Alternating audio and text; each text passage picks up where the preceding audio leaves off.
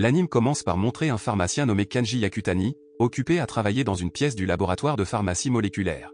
Yakutani a poursuivi le domaine pharmaceutique et a réussi à développer la meilleure recherche au monde. La raison pour laquelle Yakutani a poursuivi ce domaine est que sa sœur est décédée lorsqu'elle était enfant à cause de la tumeur dont elle souffrait, qui n'a pas pu être complètement enlevée. Le jeune Yakutani le savait et était déterminé à développer des recherches liées à la pharmacie moléculaire pour soigner les patients souffrant de maladies comme sa défunte sœur. De plus, parce que Yakutani est une personne ordinaire, il garde une trace de ses heures. Après une heure de travail, il a décidé de faire une courte pause et de régler l'alarme pour ne pas se réveiller trop tard. Cependant, lorsque l'alarme s'est déclenchée, il ne s'est pas réveillé car il était mort d'être trop fatigué du travail. Peu de temps après, quand Yakutani ouvrit les yeux, il vit une servante nommée Charlotte Solé, ou Lotte. Lotte, qui a appelé Yakutani comme jeune maître, s'est rendu compte qu'il souffrait toujours d'avoir été frappé par la foudre, alors elle lui a demandé de s'allonger. Après avoir regardé son corps, il s'est rendu compte qu'il s'était réincarné en un garçon nommé Pharma de Médicis.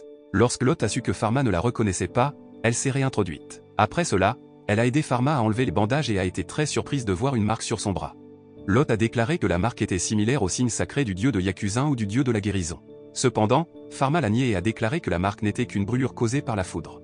Dans une ruelle de la résidence Pharma, Lotte lui explique qu'elle est au service de la famille de Médicis, l'une des plus grandes familles nobles de l'Empire sans fleuve, connue pour avoir travaillé comme pharmacien de l'Empire il y a des siècles. Son père, Monsieur Bruno de Médicis, était un noble avec le titre d'archiduc et le directeur de l'école impériale de pharmacie. Lorsqu'elle voit une rangée de photos de la famille de Médicis dans le couloir, Lotte dit à Pharma que le nom de sa mère est Béatrice et que le nom de sa sœur cadette est Blanche.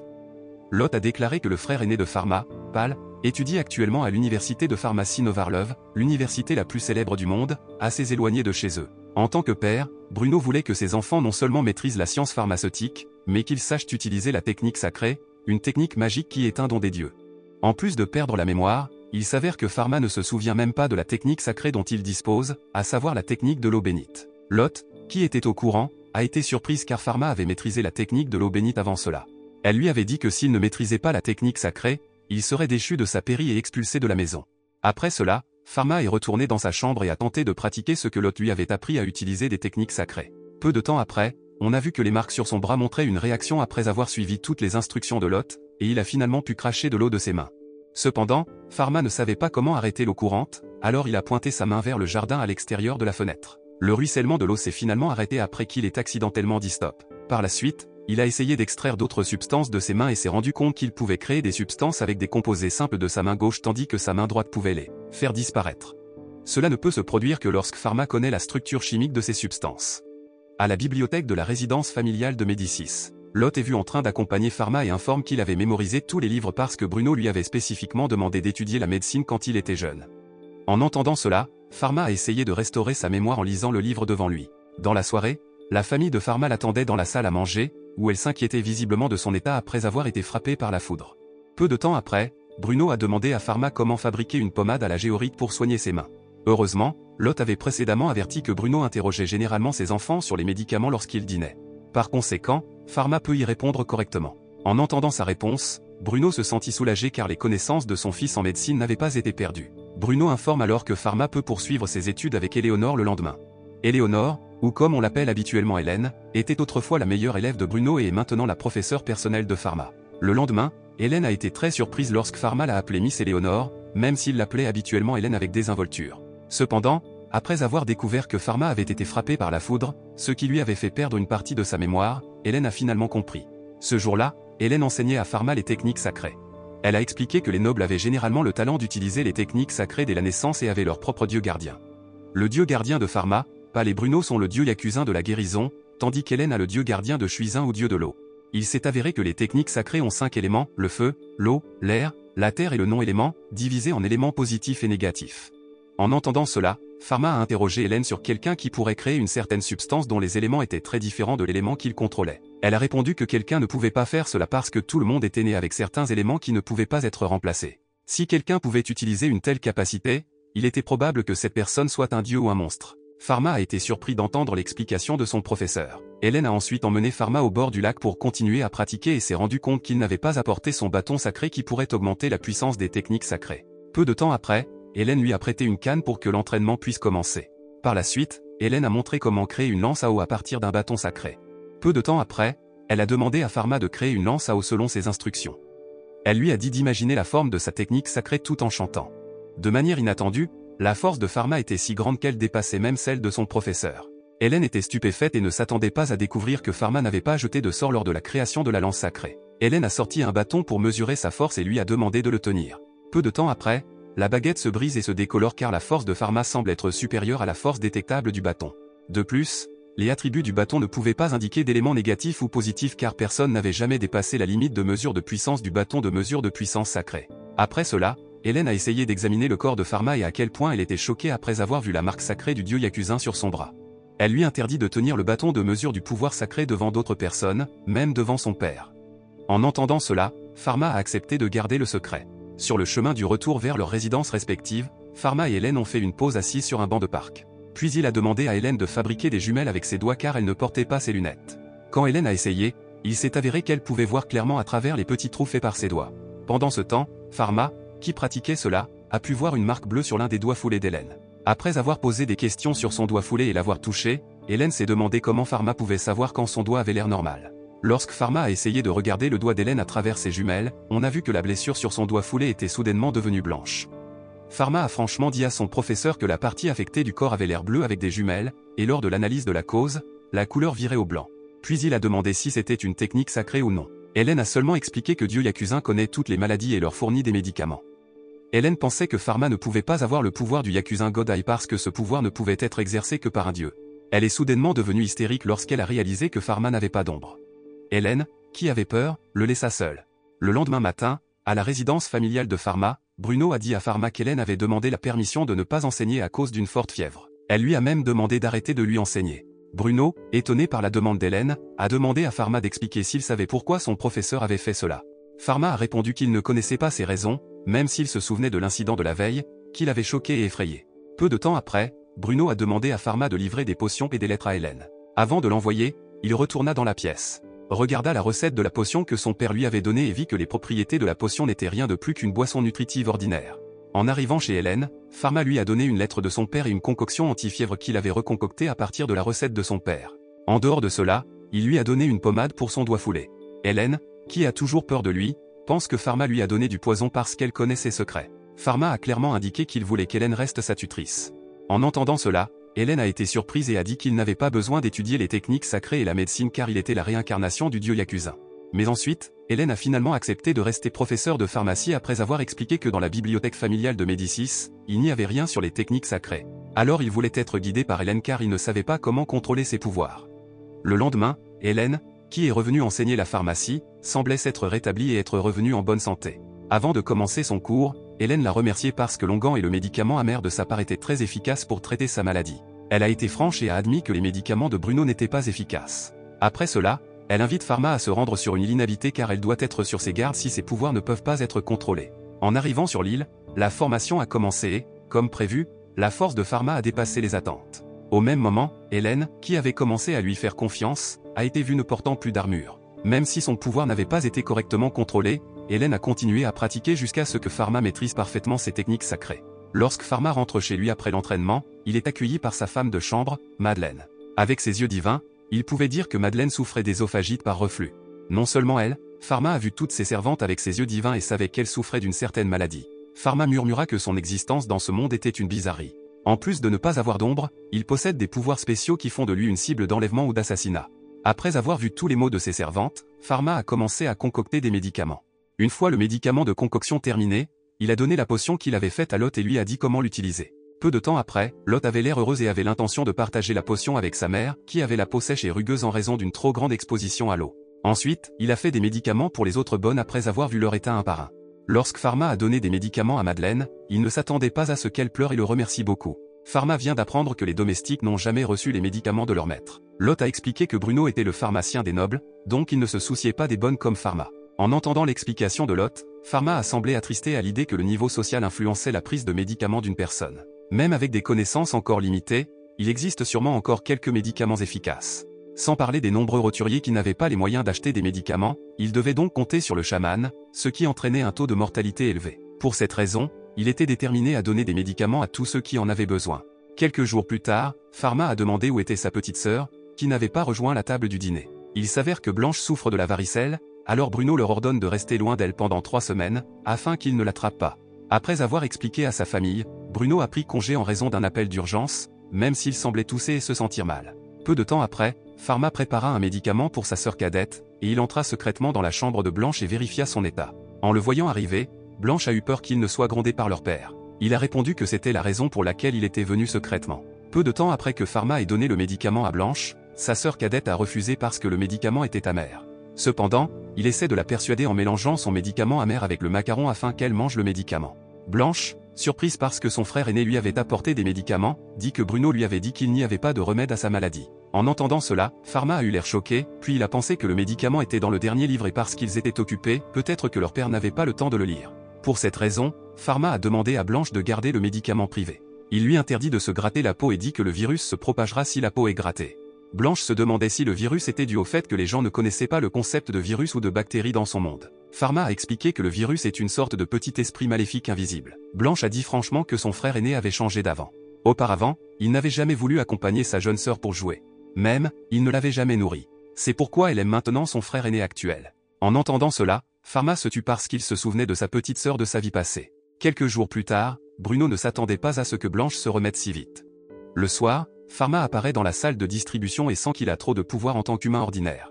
Il pouvait créer et dissiper de la matière, diagnostiquer des maladies grâce à son cercle de gauche et voir quelque chose de plus grand que son cercle de droite. Pharma n'avait aucune idée qu'il se demandait si c'était parce qu'il était mort avant. Peu de temps après, il a finalement terminé la création d'une seule micro-lentille qui peut être utilisée pour voir de petites choses plus grandes sans utiliser la force de sa main droite. Même s'il était impossible de voir un virus aussi petit, il pouvait montrer la bactérie Blanche avec. Alors que Pharma était sur le point de rencontrer Blanche pour montrer l'appareil, son père l'a soudainement appelé et lui a dit de se préparer à partir car il y avait un appel d'urgence du palais impérial l'informant de la détérioration soudaine de l'état de santé de la reine. Pharma, qui a vu son père tousser encore, a essayé de voir la maladie de son père avec ses yeux divins. Cependant, sa tentative a échoué car Bruno s'est soudainement retourné pour le regarder au moment où il était sur le point d'utiliser son pouvoir. Dans le palais impérial, un guérisseur nommé Claude apparaît, qui est anxieux et dit à Bruno que les poumons de la reine continuent de s'affaiblir. On peut constater que de nombreuses personnes se sont rassemblées dans la salle pour connaître l'état de santé de la reine Elisabeth II. Après que Bruno soit entré dans la chambre de la reine, Pharma a suivi et a regardé l'inspection de son père. Voyant que Bruno savait fabriquer des potions anesthésiantes, Pharma fut assez surpris par la perspicacité de son père, qui demanda maintenant à la reine d'inhaler le médicament. Pharma savait que les médicaments n'affectaient pas la maladie de la reine, ou peut-être que les médicaments ne visaient qu'à soulager sa douleur. Il avait entendu Claude dire à quelqu'un d'appeler le prêtre parce que demain pourrait être le dernier jour de la reine. Cependant, il pensait que ce n'était qu'un rituel pour faciliter la mort de la reine, car personne ne semblait vouloir la guérir. Enfin, Pharma a utilisé l'œil de son conseil d'administration pour voir la maladie de Queen, qui s'est avérée être un cancer du poumon, ou ce qu'on appelle communément la mort blanche. Comme il n'y a pas de seringue pour insérer le médicament, la seule option disponible est de prendre le médicament par voie orale. La concoction du médicament contre la mort blanche s'est avérée assez complexe, ce qui a rendu difficile pour Pharma de le visualiser avec précision car s'il échouait, la vie de la reine serait en jeu. En pensant à toutes ces choses, Pharma fut soudain surpris par l'arrivée de Louis, le fils de la reine, qui avait l'air triste de voir sa mère, qui n'avait pas encore récupéré. Voyant cette tristesse, Pharma n'a pas pu arrêter son intention de la guérir. Alors il s'est dirigé vers elle et lui a respectueusement demandé la permission de la guérir parce qu'il avait un nouveau médicament pour sa maladie. Bruno, qui a entendu cela, a ordonné à Pharma de se retirer car personne ne pouvait guérir la reine. Cependant, son action a été empêchée par la reine, qui a permis à Pharma de la guérir. Dans une pièce fermée à clé, Pharma commence à se préparer à mélanger le médicament tandis que Bruno continue de frapper à la porte, obligeant son fils à renoncer à ses efforts pour sauver la reine. Un Bruno agacé utilise alors sa magie pour défoncer la porte. Lorsqu'il est entré, Bruno a grondé Pharma qui concoctait des médicaments. Bruno sait déjà que la reine a la mort blanche, ce qui fait que Pharma reconnaît les prouesses de son père à diagnostiquer la maladie sans l'aide d'un œil divin comme lui. Bruno rappelle à Pharma que les malades de la mort blanche ne se guérissent pas, ce qui les fait beaucoup souffrir. Cependant, il a insisté pour distribuer le médicament et a dit que son père devrait prendre le médicament. Bruno, de plus en plus émotif, a alors utilisé son bâton et s'est préparé à attaquer. Cependant, Pharma essaie de calmer son père car il ne veut pas que Bruno détruise la pièce. Soudain, Bruno l'a attaqué, mais avec le pouvoir qu'il avait, Pharma a pu créer la barrière magique. Ce qui a surpris Bruno car son fils n'a pas utilisé de bâton ni lancé de sort pour créer la barrière. Pharma a alors donné son carnet à Bruno en lui expliquant qu'il s'agissait des nouvelles connaissances dont il avait rêvé lorsque la foudre l'a frappé. Bruno vérifie le livre et remarque un symbole sacré sur le bras de Pharma. Puis il crut que son fils avait reçu une révélation du dieu Yakuza. Pharma a expliqué que si la concoction du médicament réussissait, il voudrait élever la réputation de son père dans le palais. Cependant, Bruno a refusé cela et il a enseigné que Pharma devrait pouvoir assumer la responsabilité de sa propre concoction parce que la reine avait risqué sa vie pour lui faire confiance. C'est la responsabilité et la fierté d'un pharmacien. Finalement, Pharma a enlevé ses murs et a fait comprendre à son père que son fils avait un élément oppositif. Pharma, qui avait fini de concocter le médicament, entra dans la chambre de la reine portant une muselière. Claude, qui a vu cela, s'est approché de lui et a essayé de le bloquer. Lorsque la reine le vit bloquer Pharma, elle gronda Claude et demanda à Pharma de lui donner le médicament. Par contre, Claude est allé voir Bruno et lui a demandé s'il n'essayait pas d'empêcher son fils. Bruno a calmement répondu qu'il croyait aux capacités de son fils qui aurait pu les surpasser toutes. Avant que Pharma n'explique les effets de la concoction, il voulait montrer un échantillon de crachat de Queen à l'aide d'un appareil semblable à un microscope qu'il avait fabriqué. La reine parut surprise de le voir, puis demanda à voir la créature dans l'outil. Pharma a expliqué que c'était un petit organisme qui avait causé la mort blanche. La créature est une bactérie qui a infecté la reine. Si le médicament est pris régulièrement pendant 6 mois, elle pourra peut-être récupérer complètement. Pharma a alors demandé à la reine de prendre des médicaments, et à partir de ce jour, il la superviserait directement pour prendre des médicaments tous les jours. Il a dit qu'il était prêt à risquer sa vie pour sa guérison. Un instant plus tard, Pharma a informé tout le monde que si le nouveau médicament s'avérait efficace, la mort blanche pourrait être guérie. Ainsi, ils n'ont plus à craindre la maladie. Les gens là-bas ont semblé enthousiastes d'entendre son explication et lui ont demandé d'expliquer la question en détail. Certains ont même loué sa technique sacrée comme extraordinaire pour fabriquer une seule micro-lentille. En entendant cela, Pharma a expliqué que ce n'était pas une technique sacrée mais qu'elle pouvait être facilement fabriquée. Il était prêt à partager sa conception avec eux. Sur le chemin du retour, Bruno jetait parfois un coup d'œil à son fils. Il s'est rendu compte qu'il n'arrêtait pas de dire à Pharma de toujours avoir une conscience pour chacun de ses patients, mais il n'avait jamais fait la même chose pour son fils. Même lui ne savait pas ce que son fils pensait et ressentait chaque jour. Après avoir reçu la concoction de médicaments de Pharma, Bruno a remercié et félicité son fils pour ses capacités extraordinaires. Pharma, que son père a félicité, a déclaré que bien que ses connaissances soient vastes, il ne savait pas comment traiter les patients mourants comme son père. À cause de cela, en tant que personne qui a poursuivi les sciences pharmaceutiques et médicales, Pharma a demandé à son père de continuer à le guider. Bruno, qui semblait touché par les paroles de son fils, a accédé à sa demande. 3 mois après la convocation au palais, Bruno a déclaré à Pharma qu'un représentant de l'université Novarl était venu chez eux et avait demandé à la famille de Médicis de publier l'ordonnance du médicament contre la mort blanche qu'il avait trouvée. Bruno a ensuite présenté des excuses aux représentants de l'université pour qu'ils rentrent chez eux car il était sûr que la drogue était un miracle du dieu Yakuza afin qu'elle n'ait pas besoin d'être enseignée à d'autres personnes. Cependant, Pharma s'est avéré avoir une opinion différente. Pharma avait dit que le médicament pouvait être fabriqué sans utiliser de technique sacrée et qu'un jour, il publierait la méthode de fabrication. Son père fut surpris d'entendre cela. Pharma a déclaré que des connaissances précieuses doivent être partagées avec tout le monde. De cette façon, il est sûr que de nouvelles découvertes verront le jour dans les domaines pharmaceutiques et médicaux qui pourront profiter à tous. De plus, Pharma a expliqué que c'était juste son principe en tant que pharmacien, et il n'a pas nié que tout le monde a des principes différents. Bruno a déclaré que la perspicacité et les principes de Pharma constituaient une menace pour certaines personnes et, en tant que père, il pensait que quelqu'un voudrait se débarrasser de Pharma. Bien sûr, il n'y a pas que les pharmaciens qui veulent se débarrasser de la Pharma, mais certains individus qui amènent délibérément la mort blanche au palais. Bruno explique qu'il a obtenu des informations sur les personnes qui voulaient remplacer la position de la reine dans l'Empire, alors ils ont conçu un plan en propageant la maladie dans le palais. Cependant, Pharma n'en était pas sûr car le risque que la maladie se développe n'était que de 10%. Lorsque Pharma est arrivé au palais, le prince Noah l'a chaleureusement salué et l'a invité à le suivre pendant un moment.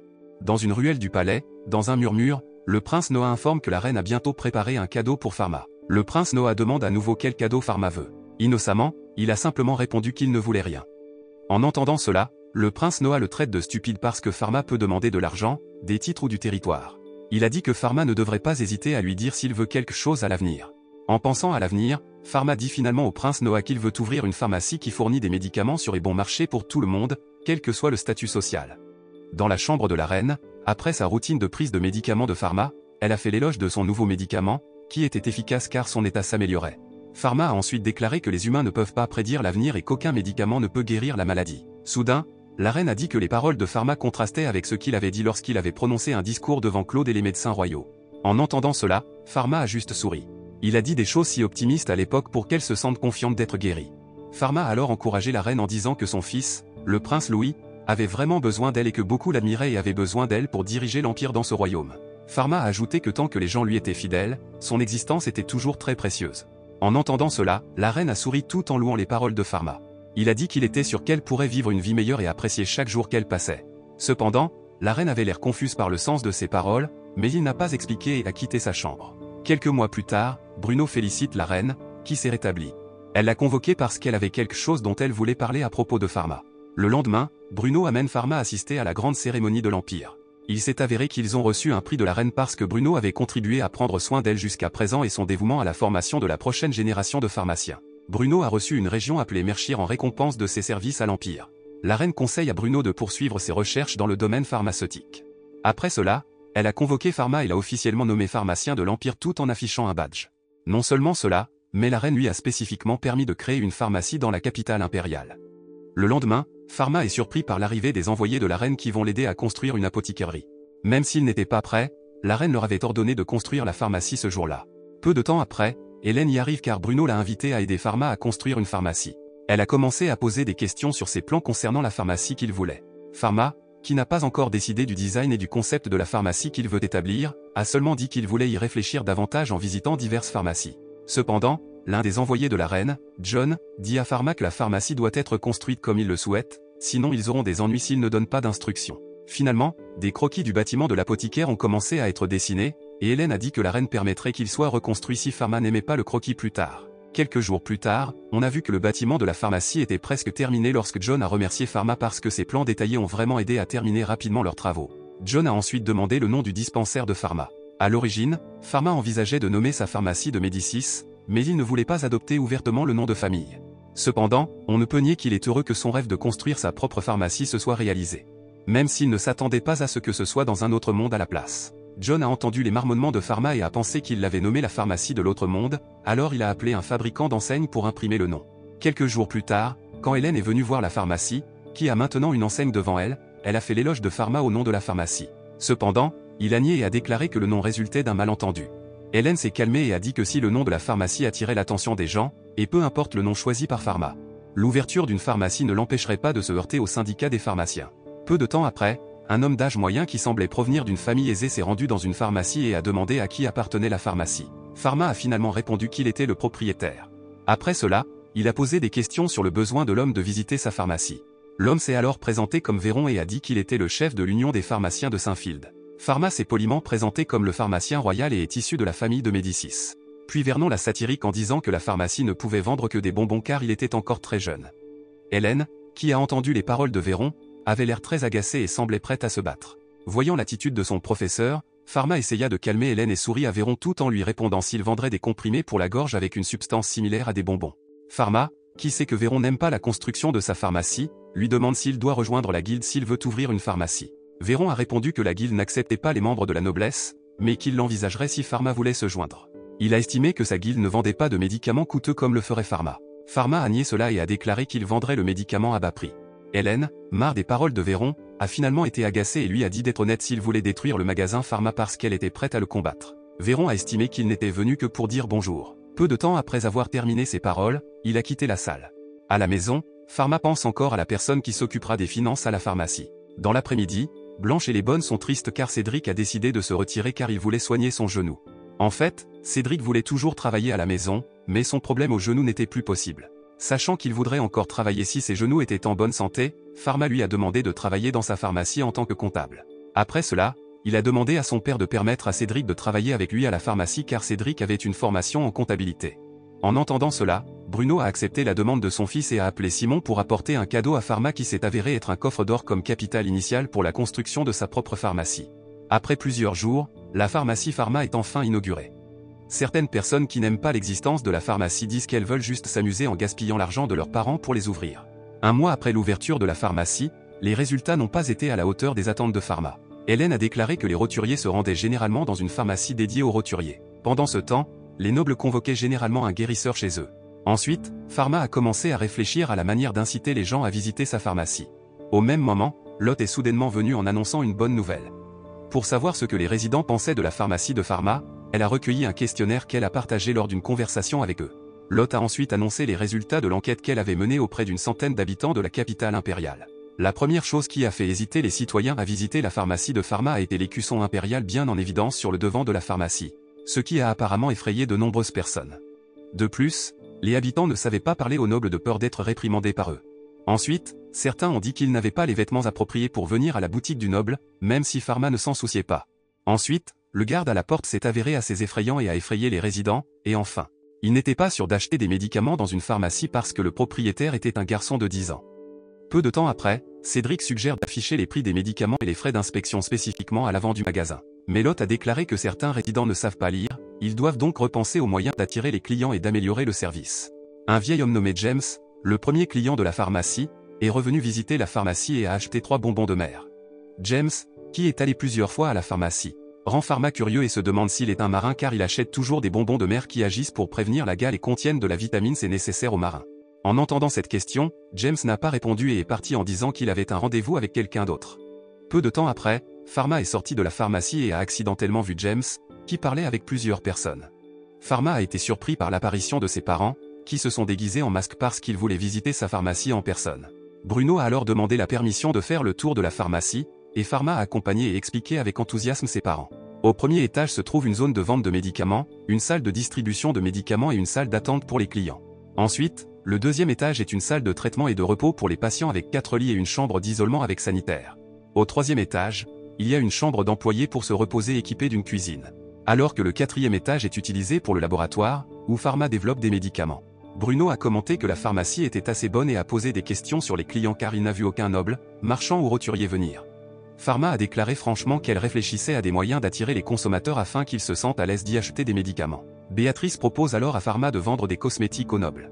Si les cosmétiques étaient bien connus parmi la noblesse et pouvaient être achetés à un prix relativement bas, les roturiers les porteraient également. En entendant les conseils de sa mère, Pharma a demandé quels cosmétiques les nobles utilisaient habituellement. Béatrice a répondu qu'elle avait toujours été intéressée par l'utilisation de produits cosmétiques qui pourraient embellir la peau avec un parfum parfumé et durable.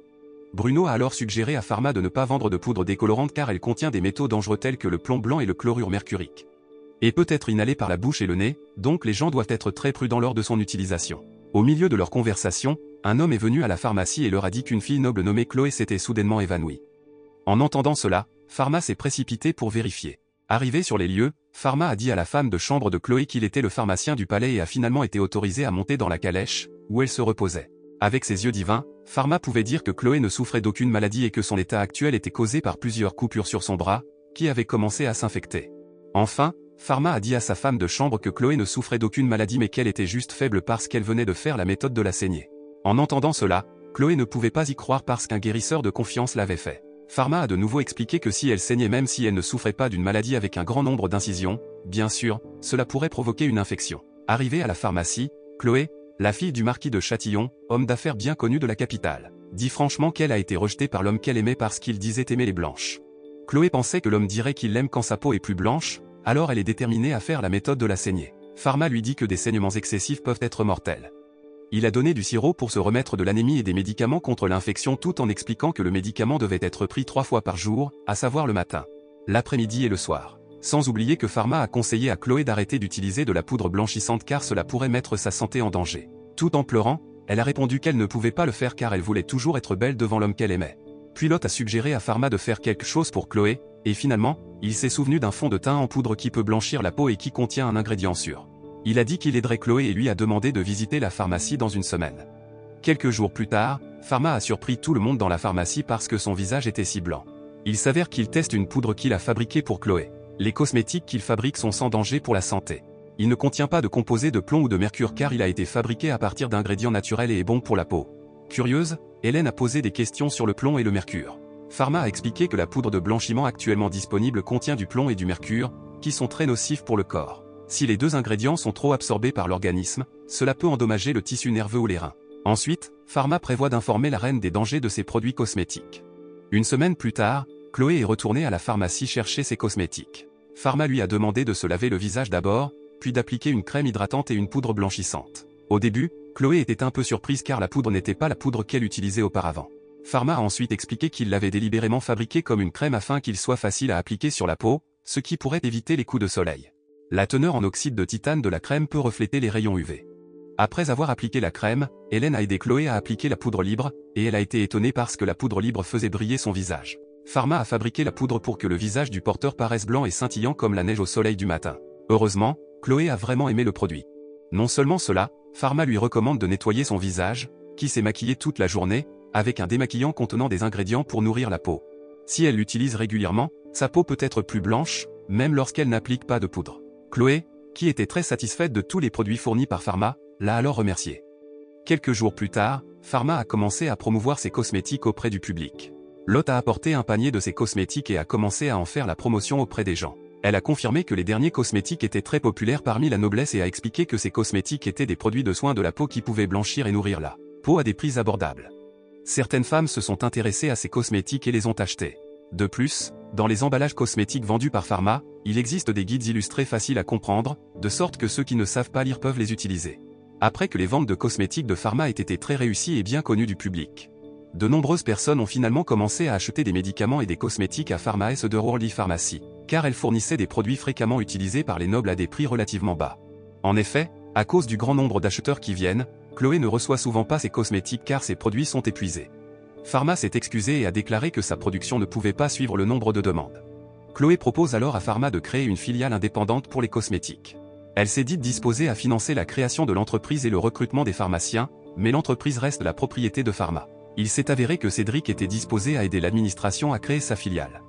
En entendant cette explication, Pharma a finalement accepté. Au bout de quelques jours, la deuxième branche de la pharmacie d'un autre monde nommé Médic, spécialisée dans la production de cosmétiques, avait été formée. Ce qui a beaucoup surpris Pharma car le processus était extrêmement rapide. Chloé a même recruté les pharmaciennes les meilleures, les plus expérimentées et les plus compétentes sur le plan médical dont les contrats ont pris fin parce qu'elles devaient accoucher. Il s'est avéré que les pharmaciennes ne pouvaient plus travailler après l'accouchement, elles se sentaient donc honorées de pouvoir retourner au travail. Un jour, la famille de Médicis décida de se rendre dans le Mershire, le territoire que la reine avait donné à Bruno et Pharma pour avoir réussi à la guérir. Mershire était un célèbre port de commerce utilisé comme porte d'entrée de l'Empire. Cet endroit est le plus grand producteur de plantes médicinales, ce qui est très important pour un pharmacien. Bruno et ses hommes discutent actuellement des bilans commerciaux des 5 dernières années. L'un de ses hommes lui a parlé d'une compagnie de fret des Indes orientales du royaume des Pays-Bas qui trichait pour éviter de percevoir des impôts. En entendant le rapport, Bruno a demandé à ses subordonnés d'en discuter avec l'entreprise afin que les tarifs d'expédition soient abaissés et que les marchandises puissent être livrées plus facilement. Alors que la réunion se poursuivait, Pharma entra soudainement dans la salle de réunion pour rencontrer son père. L'assistant de son père, qui l'a vu, lui a suggéré de visiter la célèbre plage de Mershire, qui est très belle. En entendant cela, Pharma a dit au revoir pour aller à la plage après que son père lui ait dit de ne pas nager seul dans la mer. En arrivant à la plage, Pharma voit Blanche jouer au sable avec Lot. Puis ils lui ont demandé la permission de nager dans la mer.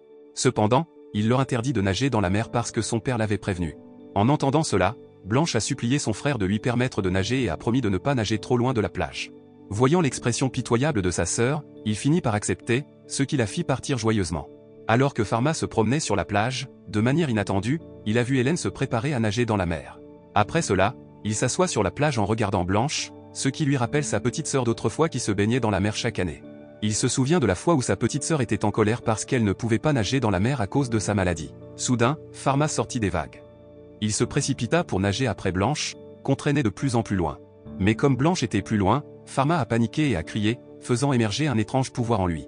Il crée accidentellement une terre sèche au milieu de l'océan pour la sauver. Miraculeusement, il semblait que l'eau de mer était retenue et formait une barrière pour les empêcher de se noyer.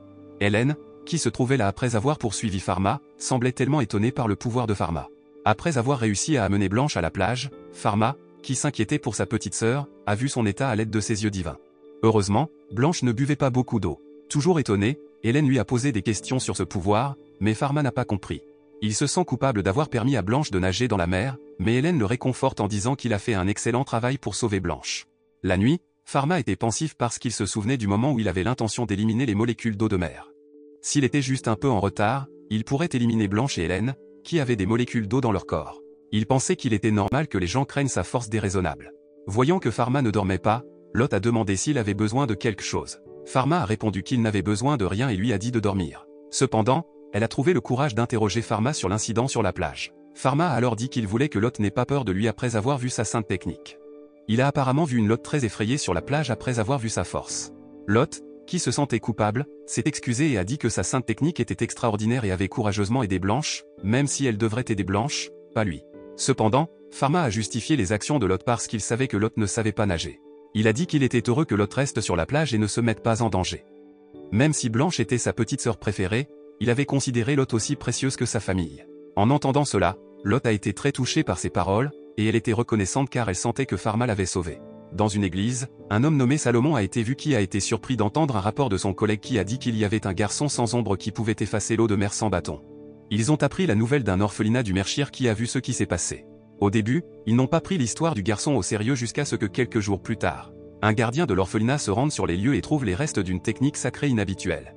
Après cela, Salomon demanda à l'un de ses hommes nommé Joseph de donner l'ordre à tous les diocèses de l'Empire de Sans-Fleuve de rechercher le garçon sans ombre. Il a dit qu'il devrait éliminer le garçon parce qu'il n'était pas humain. Après une semaine de vacances dans le Mershire, Pharma ne s'attendait pas à ce que la pharmacie soit plus occupée qu'avant. Peu de temps après, il a vu deux hommes qui semblaient suspects, et quand il s'est approché d'eux, ils se sont simplement éloignés. Pharma a ensuite discuté des deux hommes suspects avec Hélène et les autres. Elle pensait que les deux hommes mystérieux pourraient être intéressés par Pharma tout en expliquant que les robes blanches que les deux hommes mystérieux portaient semblaient différentes des guildes de la ville. Hélène a ajouté qu'ils ressemblaient à des prêtres d'une église en dehors de l'Empire. Après cela, Pharma et les autres en ont discuté avec les gardes pour qu'ils soient plus alertes, afin que rien ne soit arrivé aux clients. Le lendemain, alors qu'un garde s'apprêtait à ouvrir le portail de la pharmacie, soudain, une calèche tirée par des chevaux fait irruption dans la pharmacie. Le garde s'est précipité pour le signaler à Bruno, qui est devenu furieux qu'un groupe de personnes tente de perturber les affaires de son fils. Non seulement cela peut mettre en danger la sécurité de sa famille et de ceux qui entourent la pharmacie. Bruno a l'intention de signaler l'incident à la reine car il a l'intuition qu'ils ont non seulement l'intention de détruire la pharmacie de Pharma, mais de nuire à son plus jeune fils. Bruno a ensuite demandé à Pharma s'il soupçonnait quelqu'un car l'attaque était une déclaration de guerre à la famille de Médicis. En fait, Pharma a pensé à Véron, l'apothicaire en chef, ainsi qu'aux personnes en robe blanche qui étaient venues à la pharmacie il y a quelques jours. Cependant, Pharma n'a pas dit cela à son père car porter des accusations sans preuve n'est pas bon. Il a répondu qu'il se renseignerait. Son père a conseillé à Pharma de rester vigilant car leurs ennemis n'hésiteraient pas à utiliser diverses méthodes pour détruire la famille de Médicis. Après cela, Pharma s'est précipité à la pharmacie et a trouvé une pharmacie ravagée après l'incident. Malgré tout, il était soulagé que personne n'ait été blessé. Cédric a ensuite dit à Pharma qu'il avait demandé à Hélène et l'autre d'apporter certains des médicaments à Médic afin qu'il puisse toujours livrer des médicaments aux consommateurs si un client venait ce jour-là. James est soudainement venu à la pharmacie avec plusieurs jeunes hommes prêts à aider Pharma à nettoyer l'endroit. James a dit que les jeunes aimaient les bonbons de mer à la pharmacie de Pharma. Sachant que quelqu'un est prêt à l'aider, Pharma est très reconnaissant. En plus de cela, plusieurs résidents qui habitent près de la pharmacie sont venus l'aider. Peu de temps après, une femme est soudainement venue à la pharmacie et a demandé à Pharma de vérifier l'état de son père, qui était inconscient depuis longtemps à cause de la chaleur. En entendant cela, tous ceux qui l'aidaient à la pharmacie lui ont ordonné d'aider la femme. Cédric dit la même chose et assure à Pharma qu'il peut garder un œil sur tous ceux qui travaillent. Peu de temps après, Pharma a pris sa boîte de matériel médical et est monté à cheval jusqu'à la maison de la femme, qui était loin de la ville. En chemin, la femme a indiqué une prairie qui les a obligés à continuer leur route à pied. Lorsque Pharma était sur le point de demander à nouveau la direction de l'emplacement prévu et à regarder en arrière, il s'est avéré que la femme avait disparu. Peu de temps après, Pharma a été soudainement entouré par un groupe d'hommes portant des robes blanches dirigés par Salomon. Il s'est rendu compte que Salomon et ses hommes avaient peut-être ordonné à la femme de l'encadrer. Salomon pose ensuite des questions sur l'identité de Pharma tout en confirmant que Pharma est le garçon que ses subordonnés ont mentionné il y a quelque temps. Puis l'informe que lui et son groupe sont les inquisiteurs du diocèse de Panactéo, le principal ordre religieux de l'Empire sans fleuve. Pharma se souvint alors des paroles d'Hélène au sujet du diocèse de Panactéo, qui avait encore plus d'autorité dans le domaine religieux que la reine. Ils ont déterminé les dieux protecteurs et les techniques sacrées pour les nouveau-nés et leur ont donné des péris. De plus, il existe un groupe au sein de l'ordre dont le travail consiste à éradiquer les mauvais esprits et les hérétiques, comme Salomon et son groupe. Salomon accuse Pharma d'être un esprit maléfique déguisé en garçon. Pharma nie cela et dit qu'il est humain. Mais Salomon n'a pas cru ses paroles et a ordonné à ses hommes de former un sceau magique que Pharma pourrait facilement briser. Pharma essaie alors de convaincre Salomon et son groupe qu'il n'est pas un esprit maléfique, mais il l'attaque toujours de toutes les manières possibles. Mais il peut facilement repousser toutes leurs attaques. Voyant que la force de Pharma dépasse celle d'un humain ordinaire, Salomon ordonne à ses hommes de le tuer. Au début, Pharma ne voulait pas riposter, mais parce que les gens étaient têtus, il a finalement utilisé sa force pour faire tomber Salomon de son cheval. Peu de temps après, God Yakuza est soudainement apparu sous le nom de Pharma, qui leur a dit d'arrêter de l'attaquer parce qu'il est venu dans ce monde non pas pour se battre mais pour utiliser son pouvoir pour guérir les autres. Au même moment, Salomon et sa compagnie remarquent la marque sacrée sur le bras de Pharma, symbole sacré d'un dieu au pouvoir illimité. Salomon et son groupe se sont vite rendus compte que le corps sans ombre et le symbole sacré du dieu Yakuza étaient la preuve que Pharma était en fait l'incarnation d'un dieu. L'apparition du dieu Yakuza avait réveillé les hommes en robe blanche et s'était agenouillé devant Pharma après avoir su que la figure devant eux était un dieu. Salomon a alors avoué son péché parce qu'il avait présomptueusement attaqué le dieu. En guise de punition, Salomon était prêt à mourir car la blessure causée par la chute de son cheval ne pouvait pas être guérie, donc tôt ou tard, il mourrait définitivement. Salomon a alors demandé à Pharma la permission de faire amende honorable avec sa vie sur place. Pharma, qui a retrouvé sa forme humaine, l'empêche de mettre fin à ses jours, disant qu'il veut que Salomon et son groupe vivent et ne le dérangent plus, lui et sa pharmacie. Pharma a expliqué qu'il ne voulait pas d'effusion de sang à cause de l'incident. Il utilise alors son œil divin pour voir la blessure de Salomon. En raison de l'incident, le haut des tibias de Salomon s'est fissuré et a suinté de sang après avoir été touché lorsqu'il est tombé d'un cheval. Voyant que les blessures de Salomon étaient assez graves, Pharma avait l'intention de l'opérer avant que la plaie ne s'infecte et ne mette sa vie en danger. Pharma a fait prendre à Salomon des antibiotiques pour prévenir l'infection, puis il a injecté un anesthésique dans le dos, nettoyé la plaie et découpé le tissu qui ne fonctionnait plus. Après cela, Pharma a recousu la plaie et l'a recouverte d'un pansement. Pharma a demandé à Salomon et à son groupe de garder tout secret car ils ne voulaient pas faire de bruit. Ensuite, ils acceptent de garder le secret, remercient Pharma de ne pas les punir et le sauvent. Pharma a ensuite déclaré qu'il n'avait pas besoin d'y penser car, en tant que personne ayant étudié la pharmacie et la médecine, il était normal qu'il ait sauvé la vie de nombreuses personnes. Quelques mois plus tard, Hélène dit à Pharma qu'un pasteur en chef nouvellement nommé est venu à la pharmacie, et il s'est avéré être Salomon, qui voulait remercier Pharma et lui offrir un cadeau. Salomon a alors dit à Pharma qu'il avait envoyé un rapport à la direction du diocèse de Panactéo selon lequel il n'y avait aucun signe d'égarement à s'enlever, qu'il n'y avait jamais eu de garçon, sans ombre. En entendant cela, Pharma a remercié Salomon et a été grandement soulagé que maintenant plus personne ne le soupçonne. Salomon a dit qu'il était venu s'excuser et remercier Pharma et voulait lui donner un bâton. Le bâton est l'un des trésors du diocèse de Panactéo, qui s'appelle le bâton du dieu de la pharmacie. En plus de pouvoir aider l'utilisateur à se battre, le bâton peut être utilisé pour diagnostiquer et devenir un moyen de guérison.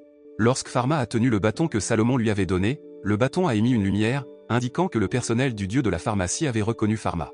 Voyant qu'Hélène était fascinée par le bâton, Pharma a demandé à Hélène de tenir le bâton. Cependant, Hélène ne pouvait pas du tout toucher le bâton. Salomon lui a dit que la baguette du dieu de la pharmacie n'était pas de ce monde et que seule l'incarnation du dieu de la pharmacie pouvait l'utiliser. C'est pourquoi le bâton ne peut pas être touché par des mains humaines. Même Pharma était toujours étonné que le sceptre du dieu pharmaceutique puisse flotter après qu'il y ait infusé le pouvoir divin. D'un autre côté, il s'avère que l'auteur qui a écrasé la calèche dans la pharmacie est toujours un mystère car Salomon n'a jamais demandé à personne de le faire. Avant que Salomon ne puisse prendre congé, il a remis à Pharma une autre forme ronde. Salomon explique qu'il s'agit d'un charme de suppression divin qu'il peut utiliser pour dissimuler son trouble afin que Pharma puisse avoir une ombre lorsqu'il marche au soleil. Pharma avait l'air content de l'avoir car il avait toujours voulu se promener avec sa petite sœur Elote pendant la journée. Alors que Pharma attend que sa sœur cadette Elote finisse leurs achats, il prévoit d'ajouter de nouveaux employés car sa pharmacie devient de plus en plus bondée chaque jour. Malheureusement, il avait du mal à trouver des pharmaciens nobles, alors que les pharmaciens roturiers expérimentés étaient déjà inscrits auprès de la guilde des apothicaires, ce qui rendait impossible leur recrutement. Non loin de là où Pharma attendait, il y avait une pharmacie. Il a vu un pharmacien expliquer à une cliente que la pharmacie ne vendait pas les mêmes médicaments que la pharmacie d'un autre monde. La femme avait du mal à se procurer des médicaments à la pharmacie car elle était toujours occupée. Peu de temps après, le directeur de la pharmacie nommé Pierre a expliqué qu'il ne pouvait pas vendre des médicaments comme ceux que vendait la pharmacie de l'autre monde parce que l'union des pharmaciens n'avait pas donné l'autorisation de les vendre. Puisqu'il n'y avait qu'une seule guilde d'apothicaires dans la ville qui délivrait des licences pour la vente de médicaments roturiers. Les pharmaciens des roturiers ne pouvaient pas faire grand-chose et ils ne pouvaient pas s'opposer aux politiques de la guilde des apothicaires présidée par Véron. En entendant cela, Pharma a dit à Hélène qu'il voulait former une guilde de mélange de médicaments afin que les pharmacies des roturiers puissent vendre les médicaments nouvellement concoctés par leur pharmacie. Hélène a répondu qu'actuellement, la pharmacie de l'autre monde a déjà une filiale, à savoir Médic, ce qui signifie qu'il a satisfait aux exigences pour former un syndicat des pharmaciens en vertu de la réglementation. Une fois la guilde formée, d'autres pharmacies peuvent ensuite rejoindre leur guilde et vendre les médicaments qu'elles concoctent. Hélène espère que les documents de l'union des pharmaciens que Pharma soumettra pourront être approuvés afin que les visiteurs de l'autre pharmacie du monde puissent être réduits et que la charge de travail des employés soit allégée. Quelques jours plus tard, Véron était visiblement irrité que la pharmacie d'un autre monde ait grandi et devienne de plus en plus encombrée de monde. Devant ses membres, il a dit que cela ne pouvait pas continuer parce que les médicaments de la pharmacie de l'autre monde étaient trop bon marché, même les pauvres pouvaient se le permettre. Vernon est intervenu et a déclaré qu'il était possible que l'apothicaire pharmaceutique ait utilisé des techniques sacrées ou utilisé l'argent de son père, qui était un pharmacien royal de renommée mondiale, et de la reine. En entendant les plaintes de Véron, Fred, qui était dans la pièce, a jugé que Véron était le cerveau derrière l'incident de la calèche qui a fait irruption dans la pharmacie de l'autre monde. Il a demandé à Sam, un autre membre de l'union à côté de lui, et Sam a dit oui. Sam a ajouté que Véron était en colère avant l'ouverture officielle de la pharmacie. Puis, devant le forum, Véron a déclaré que la pharmacie de l'Euderorly Pharmacie était une source d'ennui pour eux, donc ils devraient pouvoir s'en débarrasser. À cause de cela, il a interdit à tous les membres de sa guilde d'approcher la pharmacie d'un autre monde. Si quelqu'un la viole, il sera expulsé du syndicat et sa licence commerciale sera confisquée. Dans la journée, on a vu que Pierre emmenait sa fille chez le docteur Donald. Pharma, qui passait par là, l'a informé que la clinique était fermée jusqu'à la semaine prochaine et s'est enquis de l'état de Marie, qui était détenue par lui. Pierre a accidentellement vu l'insigne du pharmacien royal et a détourné le regard de Pharma. Réalisant cela, il se présente comme le pharmacien de la pharmacie d'un autre monde et propose de vérifier Marie. Au début, Pierre a refusé, mais après avoir vu l'état alarmant de Marie, il a finalement hoché lentement la tête. Après cela, Lot s'est précipité pour préparer le site d'inspection. Arrivé à la pharmacie, Pharma fit passer Pierre par la porte arrière de la pharmacie. Dans la salle d'examen, Pharma, portant son masque, demande à Pierre de mettre Marie sur le lit. Après cela, il a demandé à Pierre de porter un masque. Pierre était confus et a posé des questions sur les articles que Pharma lui avait donnés. Calmement, il a expliqué que l'objet était un masque pour protéger les gens de contracter une maladie. Pierre est ensuite intervenu en demandant si les masques sont les mêmes que les articles pour un antidote à la maladie. En entendant cela, Pharma a seulement répondu que les masques avaient une telle fonction. En fin de compte, une autre raison pour laquelle Pharma l'a fait entrer par la porte dérobée était d'empêcher d'autres clients de l'obtenir. L'examen de Marie a commencé lorsque Pharma a posé plusieurs questions à Pierre sur son état. Pharma a alors dit que Marie avait une forte fièvre, était déshydratée et était faible. Il a demandé si Marie avait des crises la nuit ou non. Pierre, admirant la minutie de Pharma lors de l'examen de sa fille, revint à lui et répondit que Marie avait eu une crise pendant environ 2 à 3 minutes. Ensuite, il la pesa en calculant la différence entre le poids de Pierre, qui portait Marie, et son poids. Pharma a expliqué que le poids de Marie l'aiderait à déterminer le bon dosage du médicament car si la dose n'était pas correcte, le médicament ne serait pas efficace ou pourrait avoir des effets secondaires. Lorsque Pharma a vérifié la température de Marie, Pierre s'est arrêté et s'est rendu compte que le pharmacien populaire comme sa guilde déterminait généralement le dosage pour les jeunes enfants en donnant la moitié de la dose adulte. Peu de temps après sa rêverie, Pierre a été surpris de voir Pharma utiliser son œil divin pour diagnostiquer Marie, puis il a informé Marie qu'il n'y avait aucune anomalie dans son cerveau. Pierre, qui était curieux, a demandé si ce que faisait Pharma était une technique sacrée ou non. Il ne répondit que brièvement par l'affirmative et dit à Pierre que Marie n'avait qu'un rhume assez grave. Pierre a été surpris car elle avait de la fièvre jusqu'à des convulsions et de l'écume à la bouche et pensait qu'elle était possédée par un esprit maléfique. Pharma secoua la tête. Il a expliqué que la forte fièvre était causée par le virus de la grippe qui attaquait le corps de Marie. Comme elle ne présentait des symptômes que depuis un jour, Pharma lui a donné un médicament qu'elle devait inhaler par le nez car cela ne fonctionnerait pas très bien si elle l'avalait. En inhalant, le médicament conduira directement aux voies respiratoires, où se développe l'agent pathogène. Pharma a poursuivi son explication et a déclaré que la fièvre dans le corps de Marie était due au fait que son corps éliminait les agents pathogènes de la maladie. Cependant, une fièvre constante est mauvaise car elle épuise son énergie, alors Pharma fournit un médicament anti-fièvre, à savoir le paracétamol. La nuit, Pierre s'étonne que le médicament de Pharma agisse si rapidement, et il remercie Pharma de l'avoir aidé. Il fournit des médicaments pendant 5 jours car la pharmacie est fermée. Il a ajouté que si l'état de Marie s'aggravait, elle demandait à Pierre de ne pas hésiter à le dire au portier de la pharmacie car Pharma serait disposé à la surveiller même si c'était la nuit. Ensuite, Pharma a ajouté qu'il voulait aider les personnes qui cherchaient une aide médicale la nuit.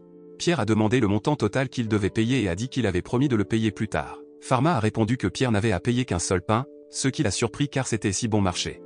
Pharma était franc s'il offrait un prix bas afin qu'il soit plus facile pour les enfants de se faire tester. Après avoir franchi les portes de la pharmacie, Pierre a finalement compris pourquoi la guilde ne pouvait pas rivaliser avec lui. Chez Pierre, sa femme est venue s'enquérir de l'état de leur fille qui s'était endormie. En apprenant que le médicament puissant provenait de la pharmacie d'un aristocrate, elle a été choquée que cela soit contraire aux règles de la société. Mais il n'avait pas d'autre choix. S'il n'avait pas été aidé par Pharma, Marie n'aurait peut-être pas survécu. Pierre a dit que la pharmacie était extraordinaire parce que le propriétaire avait des connaissances approfondies et était très sympathique avec les patients. C'est le vrai pharmacien. Pierre est pharmacien et a de l'expérience et a confiance en ses connaissances. Mais comparé à Pharma, un roturier comme Pierre ne pouvait pas utiliser de techniques sacrées et n'avait pas accès à une mine de connaissances médicales. Il souhaitait que les connaissances pharmaceutiques puissent être partagées avec lui. Cependant, sa femme s'inquiète du sort de son mari s'il s'oppose au syndicat des pharmaciens. Voyant que son mari avait l'air troublé, elle essaya de le calmer, disant qu'il n'y avait rien de mal à ce que Pierre obéisse à l'union comme maintenant parce que Marie était encore petite. Donc il devait éviter les choses qui menaceraient leur survie. Ils se sont souvenus de la dette de l'ouverture du magasin, rendant sa femme très triste. Le lendemain, lors de la réunion syndicale, Véron est toujours désabusé par la baisse des ventes dans tous les magasins. Ils ont parlé de la pharmacie Pharma, qui a ouvert une succursale de magasin de cosmétiques et s'apprête à en ajouter une troisième. Il s'avère que la femme de Pierre a récemment acheté secrètement des cosmétiques Pharma. À cause de cela, Pierre l'a puni. Un membre de l'union a déclaré que les cosmétiques étaient si célèbres que les clientes étaient très intéressées par ces produits cosmétiques. Il n'y avait pas que les clientes. Le prêtre en chef nouvellement nommé aurait visité la pharmacie d'un autre monde. Par contre, Pierre, qui entendait la conversation, se taisait. Apercevant Pierre, qui avait l'air silencieux, Véron lui demanda son avis sur la pharmacie de l'autre monde. De plus que la pharmacie de Pierre était la pharmacie qui souffrait le plus car elle était très proche de la pharmacie de l'autre monde. Enfin, Pierre a demandé à tout le monde dans la pièce si quelqu'un était déjà allé à la pharmacie Pharma et avait vu ses médicaments. Bien sûr, tout le monde a dit qu'il ne voulait pas y aller car c'était son rival. Pierre leur a proposé de lui rendre visite comme il l'avait fait pour savoir pourquoi les clients hésitaient à retourner dans leur pharmacie. Puis Véron fut très surpris d'entendre cet aveu car l'un de ses membres s'était déjà rendu à la pharmacie de Pharma. Pierre a expliqué que le propriétaire de la pharmacie avait aidé à guérir sa fille. Il a dit à Véron que la pharmacie d'un autre monde ne discriminait pas les roturiers ou les nobles, riches ou pauvres. Ils ont tous reçu le même traitement et les médicaments appropriés. En entendant cela, Véron s'est énervé et a déclaré que même si les connaissances du propriétaire de la pharmacie étaient très étendues, cela ne signifiait pas que sa méthode était correcte. Car Pharma a utilisé l'autorité de la reine pour fixer les prix de manière arbitraire et tromper sa façon de faire des affaires. Véron a confirmé que ce n'était qu'un stratagème des nobles qui méprisaient toujours les roturiers. Il y a quelques années, Véron avait l'air triste quand il a dû perdre sa fille parce que sa sainte technique avait une limite. Lorsqu'il a voulu demander de l'aide aux aristocrates, ils ont augmenté le prix du précieux médicament jusqu'à ce qu'il soit très cher. Parce qu'aucun des nobles ne voulait sauver sa fille, Véron a finalement dû regarder sa fille mourir. Peu de temps après, un Vernon enragé dit que l'infrastructure de soins de santé des gens ordinaires sera détruite si la pharmacie d'un autre monde est autorisée à fonctionner. Par conséquent, ils ont dû se débarrasser de la pharmacie. Cependant, Pierre a persisté dans l'idée qu'il ne devait pas se débarrasser de la pharmacie d'un autre monde, mais plutôt en tirer des leçons. Vernon, qui a entendu cela, se mettait en colère parce que Pierre avait dit cela. Pierre a de nouveau dit que s'il vendait des médicaments dont l'efficacité n'était pas claire, cela reviendrait à tromper les clients. Selon lui, c'est une honte pour les pharmaciens. Cependant, Véron semblait s'être emporté lorsque Pierre lui expliqua les particularités de la pharmacie de Pharma et lui dit de quitter la guilde si Pierre le voulait. Le lendemain, Pierre s'assit tristement devant sa pharmacie ravagée. Juste à ce moment, Pharma passa devant le magasin. En le voyant assis devant sa pharmacie, Pharma s'est rendu compte que Pierre était le propriétaire de la pharmacie et a demandé ce qui s'était passé. Pierre a expliqué qu'il n'était plus le propriétaire de la pharmacie après avoir dit au syndicat des pharmaciens comment examiner Marie. À cause de cela, les médicaments et les permis commerciaux ont été confisqués. Se sentant coupable, Pharma s'excuse alors car la pharmacie de Pierre a été détruite. Pierre a dit qu'il n'était pas nécessaire que Pharma s'excuse. Au lieu de cela, il a été impressionné par la médecine et la pharmacie de Pharma qu'il voulait changer. Cependant, l'Union l'a expulsé, de sorte qu'il ne pouvait pas faire d'affaires dans son pays. Pierre a pensé déménager dans un autre pays et repartir à zéro car c'était sa seule voie. Pharma a demandé si Pierre pouvait à nouveau faire des affaires s'il rejoignait une autre guilde. Pierre était d'accord, mais il a dit que la guilde des pharmaciens de ce pays n'était que la guilde de la pharmacie des roturiers, il devrait donc rejoindre la guilde pour faire des affaires. Pharma, qui a déjà une nouvelle guilde appelée Medicine Compounding Guild, le dit enfin à Pierre et l'invitait à rejoindre sa guilde, qui vend de nouveaux médicaments. En entendant cela, il était heureux et désireux de se joindre. Le temps a passé, et Pierre a enfin retrouvé sa boutique, et ce jour-là c'était l'ouverture de sa boutique. Il était un peu inquiet de savoir si des clients viendraient dans sa boutique parce que sa boutique n'était pas la pharmacie d'un autre monde que Pharma gérait. Cependant, après que sa fille l'ait encouragé, Pierre a décidé d'ouvrir sa nouvelle pharmacie. De manière inattendue, de nombreuses personnes attendaient à l'extérieur de la pharmacie car elles ont découvert que c'était la première pharmacie à s'associer à la pharmacie de l'autre monde, où tous les médicaments vendus étaient les mêmes. Voyant les clients faire la queue devant sa pharmacie, Pierre éclate en sanglots. La scène passe alors au passé, qui montre un homme de génie nommé Camus en cours de procès. Les juges du procès n'avaient aucune idée que Camus, qui avait créé de nombreuses innovations médicales, avait mené des expériences aussi horribles. Bruno, encore jeune à l'époque, ne s'attendait pas à ce que Camus lui dise qu'il ne comprenait pas que peu importe la médecine qu'il inventait, les humains mourraient quand même. Mais peu importe combien d'humains meurent, ils donneront naissance à de nouveaux humains. À cette époque, Camus a été puni pour avoir mené à plusieurs reprises d'horribles expériences sur des humains.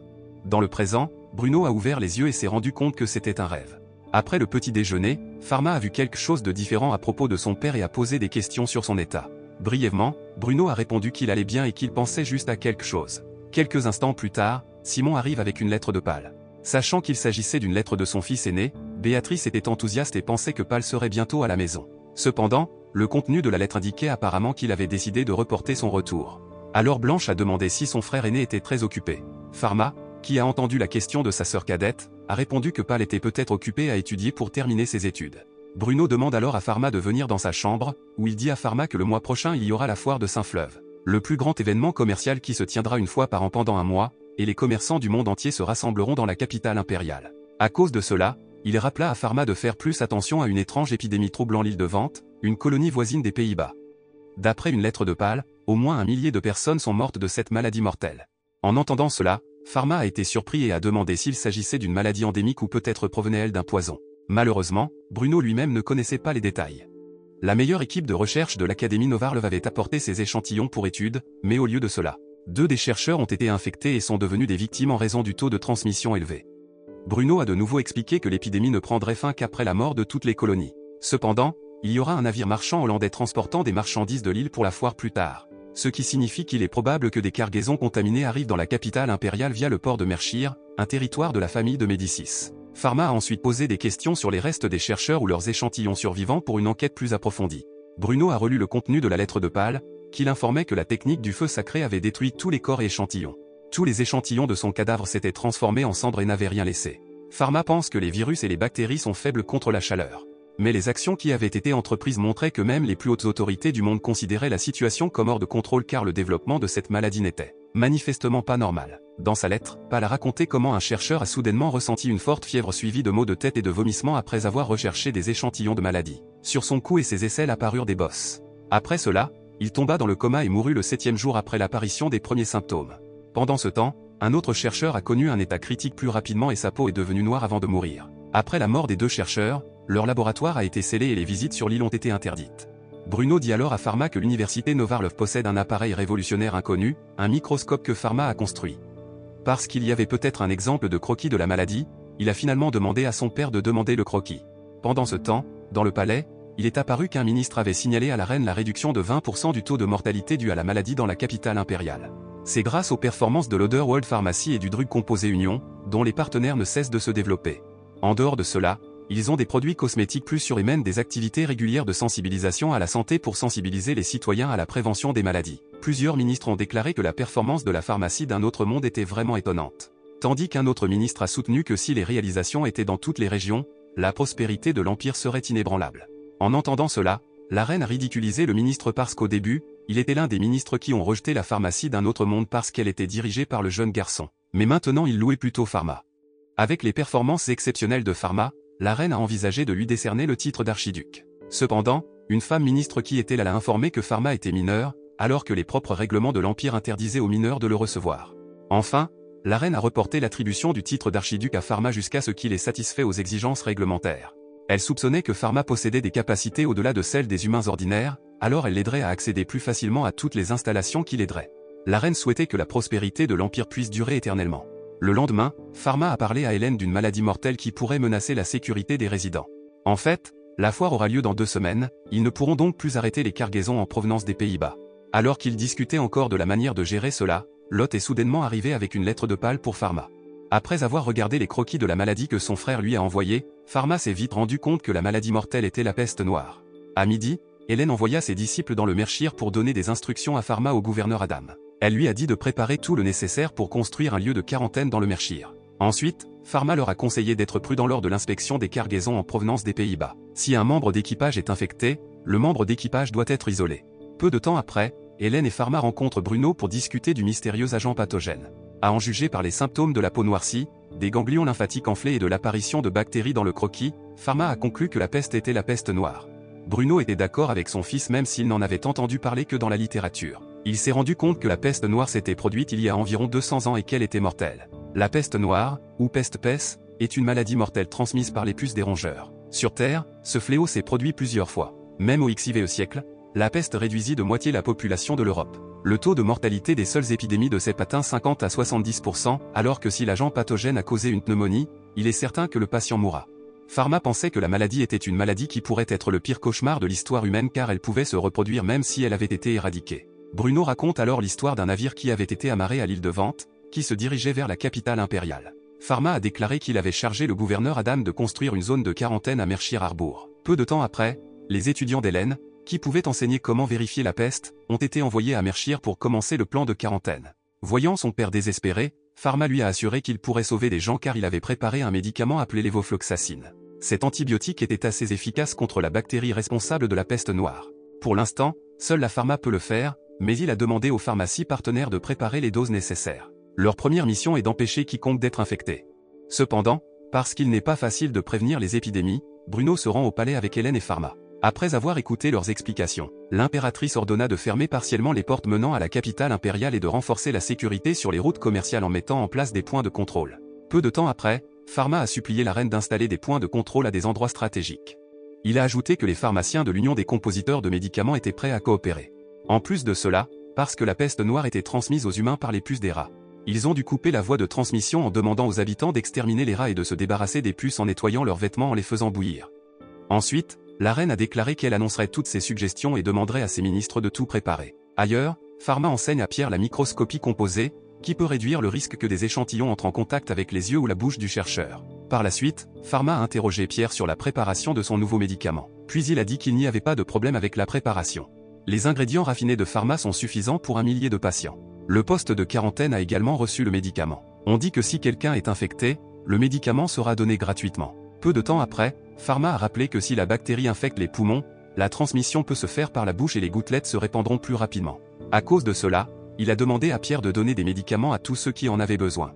D'autre part, la reine interroge le ministre des Finances sur les préparatifs de la foire de Saint-Fleuve. Le ministre a répondu que les préparatifs se déroulaient bien et qu'il n'y avait pas de problème. Il a dit que les hommes d'affaires de l'Imperial Trade Union avaient déjà préparé leurs marchandises et que les marchands d'outre-mer continuaient à venir. Pendant ce temps, Salomon avait réuni ses membres, qui possédaient la technique du vent sacré, pour augmenter la sécurité avec la magie de purification. Ensuite, la reine a demandé que la foire de Saint-Fleuve accorde la priorité à la sécurité et se tienne toujours malgré le risque pour la dignité de l'Empire. Pendant ce temps, Pharma et Hélène se préparaient à partir pour Mershire City. Au même moment, Camus a été vu, couvert d'une aura noire, passant devant plusieurs personnes inconscientes et a vu plusieurs ramper à ses pieds. Peu de temps après, Pharma et Hélène avaient finalement atteint Mershire Harbour. Il a demandé à Hélène d'inspecter tous les navires avant le début de la foire. Peu de temps après, les étudiants d'Hélène les ont accueillis et ont signalé que tous les navires d'outre-mer avaient été inspectés selon les instructions de Pharma. Ils ont ensuite fourni une liste des objets à bord et les résultats des bilans de santé de l'équipage. Après cela, les navires ayant passé l'inspection, les marchandises seront purifiées par la technique du vent sacré avant d'être descendues. Si une personne est testée négative mais est suspectée d'être exposée, elle sera dirigée vers la chambre d'isolement. À l'aide d'un petit bateau, Pharma et Hélène ont inspecté le navire qui était sur le point d'accoster au port. Ils ont contrôlé les membres d'équipage un par un pour s'assurer qu'ils n'étaient pas exposés à la maladie. Un capitaine de navire qu'ils ont rencontré semblait impatient et en colère parce qu'il voulait obtenir la permission de décharger les marchandises. Pharma s'est excusé et l'a informé que l'inspection avait été effectuée pour empêcher la transmission d'épidémies de maladies dangereuses.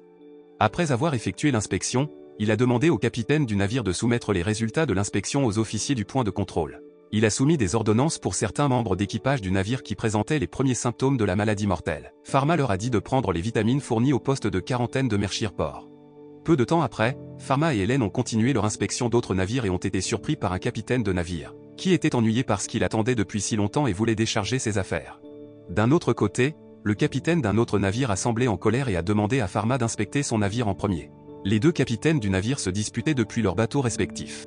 Ils s'énervent lorsqu'ils doivent obéir à Pharma, qu'ils pensent n'être qu'un enfant, et protestent parce qu'ils craignent que la marchandise qu'ils transportent ne soit réellement endommagée et ne leur cause des pertes. Au cours de la manifestation, tout à coup, un coup de feu a été entendu en provenance du navire de la flotte rouge Saint-Fleuve. Ensuite, le capitaine du navire de la flotte rouge a averti les capitaines que tous les navires qui étaient entrés dans la zone portuaire de Saint-Fleuve Empire devaient suivre les règles. Peu de temps après, Pharma et Hélène se rendent compte que le capitaine de la flotte rouge est leur client, James. James a ensuite poursuivi en disant que Pharma était le pharmacien royal ainsi que le fils du seigneur de Mershire, qui menait directement des inspections dans ce pays. James a dit qu'il n'hésiterait pas à tirer des canons sur le navire si quelqu'un n'osait protester. Les capitaines des navires qui ont reçu leurs avertissements ont pris peur et ont fini par s'excuser. Pharma, qui était monté à bord de la flotte rouge, a remercié James. James a déclaré que lui et son équipage aideraient Pharma afin que le processus d'inspection au port se déroule sans heurts. Pendant la journée au point de contrôle, Hélène dit à Pharma qu'elle pensait que la peste noire n'existait que dans les livres légendaires et qu'elle était reconnaissante de sa présence. Peu de temps après, le gouverneur Adam est soudainement venu et lui a dit que de nombreux habitants du village d'Elstark étaient en train de mourir après avoir eu une forte fièvre. Le village est un petit village de pêcheurs à l'ouest, qui est utilisé comme passage illégal par des navires d'outre-mer souhaitant entrer dans le Mershire sans avoir à suivre de longues procédures d'inspection. En entendant cela, Hélène a été surprise. Puis elle a demandé où se trouvaient les personnes qui étaient entrées illégalement. Malheureusement, Adam ne le savait pas car ils avaient déjà quitté le village. Pendant ce temps, la situation dans le village semblait inquiétante. Au début, certaines personnes avaient de la fièvre, considérée comme une maladie courante. Mais après la mort de nombreuses personnes, la maladie s'est propagée rapidement. Finalement, Pharma a décidé d'aller seul au village. Vêtu d'une combinaison de protection, Pharma s'est précipité dehors pour se diriger vers le village. Voyant cela, Hélène l'a poursuivi parce qu'elle s'inquiétait pour lui. Elle dit que seul Pharma peut diagnostiquer avec précision la peste noire et inspecter le port. Ensuite, Pharma lui a assuré qu'elle pouvait également effectuer des inspections car le port était équipé d'installations médicales, de médicaments et de personnel médical expérimenté. Après avoir dit cela, Pharma monta sur son bâton et se précipita vers le village d'Elstark. Sur le chemin, Pharma a pensé que la source d'infection la plus probable était un rat caché dans la cargaison. Cependant, il est maintenant difficile de l'identifier car il s'est produit. Il se demande où est passé le navire transportant les gens car il doit purifier le navire et sauver l'équipage. Sinon, la vie de l'équipage ne sera pas sauvée. Alors que Pharma était préoccupé par ses pensées, il s'est écrasé accidentellement dans un arbre, mais étonnamment, lui et le personnel ont pu le pénétrer comme ça. Ne voulant pas que l'incident se reproduise, Pharma s'est concentré sur un vol plus sûr et plus rapide afin de pouvoir atteindre le village avant que le nombre de morts de la maladie n'augmente. D'en haut, Pharma a vu plusieurs villageois se précipiter parce qu'ils craignaient d'être tous tués par des esprits maléfiques s'ils restaient dans le village. Peu de temps après, ils atterrissent devant les villageois et leur disent de retourner au village. Cependant, les habitants ont insisté pour quitter le village car de nombreuses personnes y étaient mortes. Les habitants qui pensaient que Pharma était un esprit maléfique qui avait maudit leur village se sont alors préparés à l'attaquer avec les armes dont ils disposaient. Peu de temps après, Pharma essaie de persuader les villageois qu'ils ne survivront pas si la source de la maladie n'est pas éliminée, même s'ils quittent le village. Cependant, Alors que les villageois persistaient dans sa position, Pharma a finalement planté son bâton sur le sol et scellé le village avec de la glace pour empêcher la propagation de la maladie. Après cela, Pharma s'est présenté comme un pharmacien de la capitale impériale venu sauver les citoyens d'une maladie mortelle appelée la peste noire. Les citoyens qui ont vu un badge sur ses vêtements ont finalement réalisé que le garçon qui se tenait devant eux était le pharmacien du palais qui a réussi à guérir la reine. Pour convaincre les habitants, Pharma les a informés qu'il avait apporté des médicaments pour soigner les habitants qui souffraient de cette maladie mortelle. En entendant cela, les habitants ont finalement accepté de retourner au village et de lutter ensemble pour supprimer la propagation de cette maladie mortelle. Avant d'administrer un traitement et une mise en quarantaine aux personnes exposées à la maladie mortelle, Pharma a expliqué aux habitants qu'il séparerait le village en 3 zones. À savoir une zone pour les résidents qui ont présenté des symptômes graves, une zone pour les résidents qui ont été exposés mais qui présentaient encore des symptômes légers, et zone pour les résidents qui ne sont pas exposés à la maladie. Cela a été fait pour faciliter la sélection des patients à traiter en premier et pour prévenir la propagation de la maladie. Pendant ce temps, la flotte rouge remarque un navire suspect qui s'éloigne de sa route désignée. Ensuite, James a supposé que le navire était un navire de contrebande. Peu de temps après, un membre d'équipage chargé de voir le navire de contrebande à travers des jumelles a soudainement crié parce qu'il a vu que tout le monde à bord était mort. Sachant cela, l'un des membres de l'équipage a demandé s'ils avaient besoin d'enquêter sur le navire ou non. Cependant, James a rejeté l'idée car le navire pourrait être menacé et contracter la maladie. Puis il a décidé de couler le navire du contrebandier car, très probablement, personne n'était resté en vie sur le navire. La décision de couler le navire a dû être prise car le navire du contrebandier transportait un fléau plus dangereux que les pirates. James a de nouveau reçu l'ordre de couler complètement le navire afin qu'aucune partie ne dérive à terre. Dans le village d'Elstark, la première distribution de médicaments est terminée et tout le monde semble heureux. Actuellement, les résidents qui n'ont pas reçu de médicaments présentent des symptômes graves et Pharma prévoit de venir dans la région demain. Le lendemain, plusieurs pharmaciens du village ont voulu accompagner Pharma au centre de traitement des personnes présentant des symptômes sévères. Mais il a refusé et a déclaré que les agents de santé devaient donner la priorité à leur propre sécurité. Il les a rassurés qu'il avait enfilé une combinaison de protection et a demandé aux pharmaciens de rester sur place pour soigner d'autres résidents dont l'état n'était pas trop critique. Peu de temps après, Pharma est arrivé sur les lieux des patients dans un état critique qui avait été précédemment mis en quarantaine. La scène change alors et montre 2 hommes nommés Jack et Ed, qui discutent du fait qu'ils n'ont pas assez d'énergie et de temps pour faire leur travail dans une école de pharmacie. Jack a alors eu une idée pour eux de demander au directeur d'ajouter plus d'employés. Au même moment, le professeur Casper a entendu la conversation et a proposé de les aider. Cependant, Jack a répondu avec insistance qu'il n'avait pas besoin de son aide et l'a laissé seul. D'un autre côté, le professeur Casper avait l'air triste après avoir été ignoré par les 2 hommes qu'elle voulait aider. Quelque temps plus tard, le professeur Casper lisait un livre à l'aide de lunettes spéciales dans sa chambre. Peu de temps après, une fille est venue la voir. Elle semblait savoir que le professeur Casper avait été brutalement rejeté après avoir essayé d'aider 2 garçons. Alors elle est allée voir le professeur Casper pour lui demander comment elle allait. Le professeur Casper a alors déclaré qu'elle aurait 60 ans l'année prochaine et a estimé qu'il était normal que les gens ne veuillent pas être aidés par une vieille femme qui prend sa retraite. Le professeur Casper a ajouté que sa spécialité est une taxonomie des champignons et des micro-organismes, un domaine qui n'est pas lié à la préparation de médicaments. La jeune fille a alors dit au professeur Casper qu'elle avait beaucoup aidé dans la recherche et le développement de médicaments. Au milieu de la conversation, quelqu'un lui a dit que le directeur avait convoqué le professeur Casper dans sa chambre. Puis elle s'est soudainement demandé si elle allait bientôt prendre sa retraite. Dans le village d'Elstark, Pharma entre dans un bâtiment où se sont rassemblées des personnes atteintes d'une maladie mortelle et présentant des symptômes graves. Un médecin portant un couvre-chef apparaît soudainement et lui interdit d'entrer parce qu'il pense que Pharma est un garçon ordinaire. Cependant, un autre médecin lui a dit que Pharma n'était pas un petit garçon ordinaire. L'officier s'est approché de Pharma et a dit que c'était un honneur pour lui de pouvoir rencontrer à nouveau Pharma, et étonnamment, il s'est avéré être l'un des hommes de Salomon. Peu de temps après, Pharma a expliqué que son but en venant là-bas était de soigner des patients, il a donc été invité par le personnel médical. Pharma, qui a vu le nombre de patients à cet endroit, a eu du mal à détecter quelles personnes étaient infectées et lesquelles ne l'étaient pas. Il pensait ne pas pouvoir les guérir avec ses connaissances et le médicament qu'il avait concocté, la lévofloxacine. Cependant, il a continué à se pousser et a fait de son mieux. Après cela, Pharma a demandé au médecin d'administrer le médicament à tous les patients. Pendant ce temps, il examinait chaque patient à l'aide de son œil divin et découvrit que 12 patients avaient contracté la peste noire, tandis que 2 autres ne l'avaient pas fait et un était décédé. Pour traiter les 12 patients infectés, Pharma a administré le médicament lévofloxacine et a constaté que la plupart des infections qui s'étaient propagées dans le corps des patients avaient disparu, de sorte que leurs chances de guérison étaient assez élevées. Non seulement cela, Pharma a informé les médecins qu'un patient avait de la fièvre due à la grippe, non causée par la peste noire. Après avoir pris des médicaments et changé de vêtements, le patient est autorisé à quitter la zone de quarantaine et est invité à suivre les instructions du pharmacien du village dans une zone non infectée. Cependant, le patient ne pouvait quitter la zone de quarantaine qu'après avoir terminé une période d'isolement de plusieurs jours. D'autre part, Pharma a utilisé sa technique sacrée pour augmenter l'efficacité de sa médecine. Avec de nombreux patients dans la région, Pharma s'est rendu compte qu'il manquait encore de personnel médical pour poursuivre le traitement. Alors qu'il regardait par la fenêtre l'église où les malades de la peste étaient soignés, Pharma a estimé que cela dépassait les capacités des pharmaciens et de la médecine ordinaire. Cependant, au fil du temps, la peste noire s'est rapprochée de la capitale impériale. Un instant plus tard, les médecins ont informé Pharma que la distribution de médicaments aux patients était terminée et ils ont demandé ce qu'ils pouvaient faire d'autre pour l'aider. Pharma se souvint soudain de l'équipage du navire transportant la peste noire en direction de la capitale impériale. Il leur a demandé de retrouver l'équipage, de brûler la cargaison et de donner des médicaments aux personnes infectées. Alors que Pharma lui-même suivra après avoir traité les patients là-bas. De retour à l'école de pharmacie, le professeur Casper rencontre Bruno, qui s'avère être le directeur de l'école de pharmacie.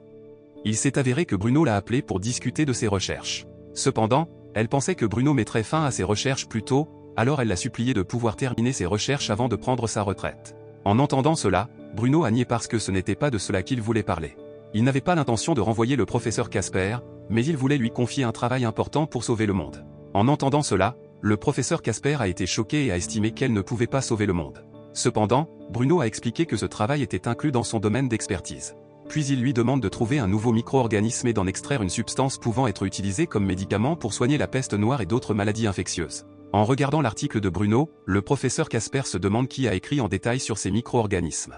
Elle était d'autant plus surprise qu'il y avait une inscription sur les actinobactéries, le micro-organisme demandé par Bruno, qui s'est avéré avoir été développé il y a de nombreuses années. Dans le laboratoire du professeur Casper, Bruno voit les actinobactéries qu'elle a développées. Cependant, elle ne croit toujours pas que les micro-organismes qu'elle a développés puissent être utilisés comme nouveaux médicaments. En voyant ce travail, Bruno l'a félicité. À partir de ce jour, Bruno a donné un budget spécial au professeur Casper afin qu'elle puisse se concentrer davantage sur le développement de nouveaux médicaments à partir de ces micro-organismes. Il a ensuite dit qu'il semblait que le professeur Casper devait reporter sa retraite. Au départ, beaucoup de gens méprisaient le professeur Casper et les chercheurs dans le même domaine. Mais maintenant, elle ne pouvait pas être sous-estimée. Comme Pharma, qui possède une expertise en raison d'une incarnation d'un dieu et d'un étranger du monde moderne, le professeur Casper, en tant que natif de ce monde, aidé par l'équipement et les connaissances existants, peut trouver une loupe et des micro-organismes champignons, puis mener des recherches qui peuvent sauver la vie humaine.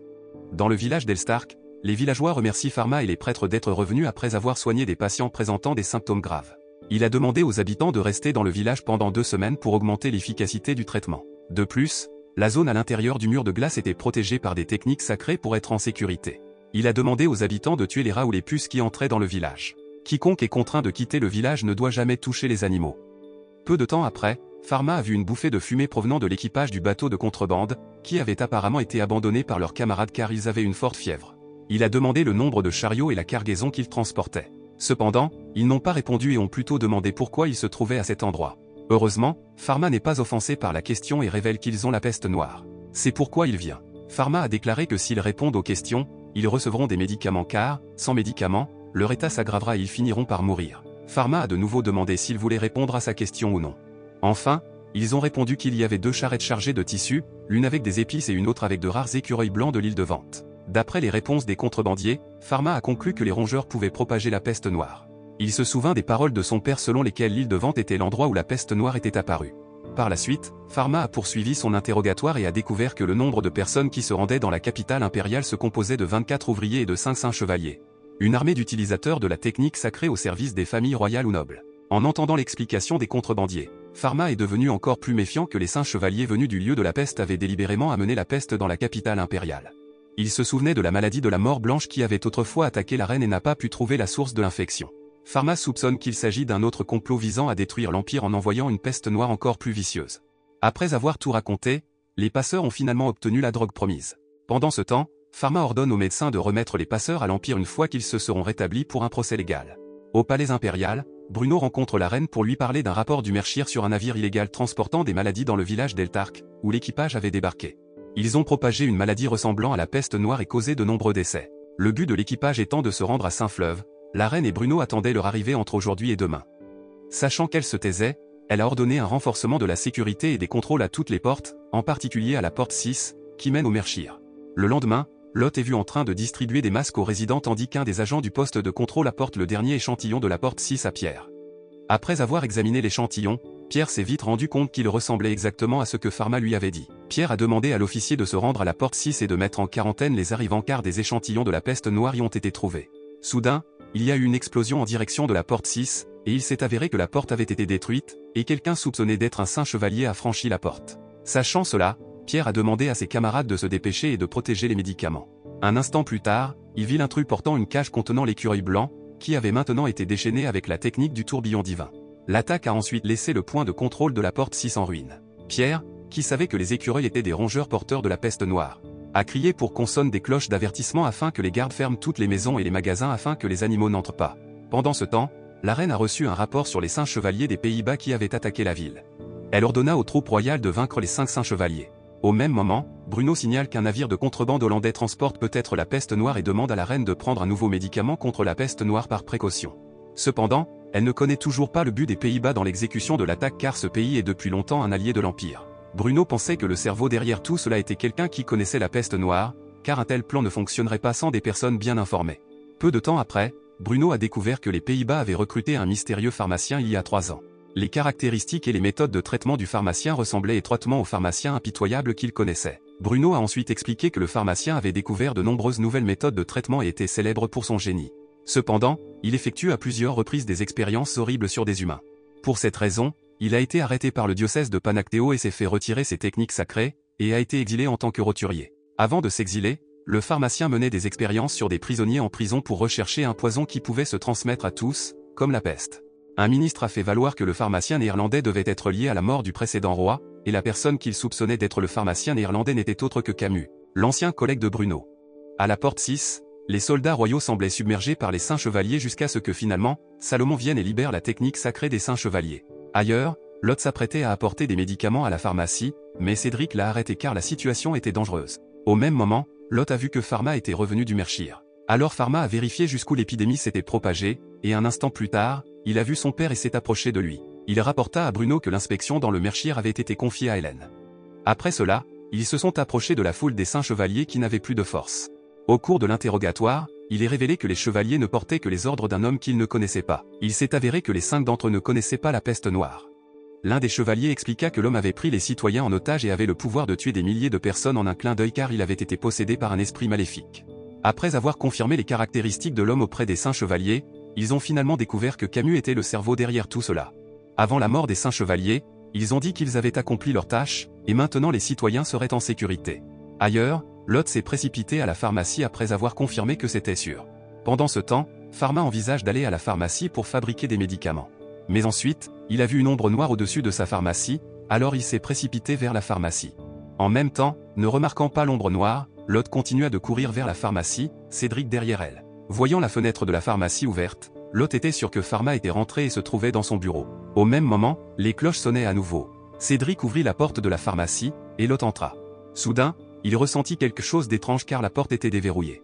Avant d'entrer dans la pharmacie, Cédric a prévu de vérifier d'abord. Cependant, ignorant son plan, Lot entra dans la chambre vide de Pharma. Lorsque Cédric est entré dans la pièce, Camus l'a soudainement paralysé. Au même moment, Pharma, qui venait d'arriver à la pharmacie, utilisa alors ses yeux divins et vit que l'ombre noire était déjà dans son labo. Un instant plus tard, Bruno rejoint Pharma pour le labo. D'un autre côté, Camus, qui était dans le labo, a senti une forte aura arriver à cet endroit. En arrivant au laboratoire, ils virent Cédric et Lot s'évanouir sur le sol. Bruno a alors demandé à Pharma de les aider pendant qu'il attirerait l'attention de Camus. Une bataille s'ensuit entre Bruno et Camus. Pendant ce temps, Pharma essaie de soigner Cédric et Lot et trouve du poison dans leurs blessures. Cependant, Bruno a finalement été acculé et Camus a apporté une fiole de poison pour ses expériences. Après avoir guéri Cédric et Lot, Pharma se précipite après son père. Il est visiblement en colère que Camus ait mené des expériences horribles sur des humains et causé la mort de nombreuses personnes de la peste noire. Pharma a alors libéré son pouvoir en tant que dieu de la pharmacie jusqu'à ce que, finalement, Camus meure et soit expulsé de la pharmacie. Au même moment, une lumière venait de la pharmacie, donc les gens l'ont vue. Salomon se demanda s'il s'agissait de la lumière purificatrice du dieu Yakuza. Dans les légendes, on dit que le dieu Yakuza a de nombreuses capacités, et la capacité la plus redoutable est le pouvoir de purification. Dans les archives anciennes, dieu Yakuza pouvait éliminer les mauvais esprits et arrêter les fléaux avec son sceptre. Après cet incident, la gestion et le traitement de la peste noire se sont poursuivis. Peu de temps après, c'est l'inspection des navires marchands pour la foire de Saint-Fleuve-Quellen fit empêcher l'accès des malades depuis le port. D'autre part, Pharma fabrique une dose supplémentaire de lévofloxacine pour la peste noire. Heureusement, la reprise dans la capitale impériale progresse sans heurts et la menace de la peste noire s'est éloignée. L'école de pharmacie de la capitale impériale avait découvert des bactéries productrices de streptomycine et des antibiotiques qui étaient cultivés. Dans le même temps, des vaccins contre diverses maladies infectieuses continuent d'être développés. 2 mois plus tard, la reine a annoncé que la menace de la peste noire était passée. En entendant cela, les gens semblent heureux, et la pharmacie de l'autre monde est maintenant rouverte. À la fin de l'anime, il a été montré que la porte de la pharmacie de l'autre monde était ouverte et que de nombreuses personnes avaient fait la queue et étaient entrées pour y obtenir des médicaments. L'anime se termine. La morale que l'on peut tirer de cet anime est que le mal ne gagnera jamais contre le bien. Peu importe l'ampleur du mal, les bonnes choses finiront par le vaincre.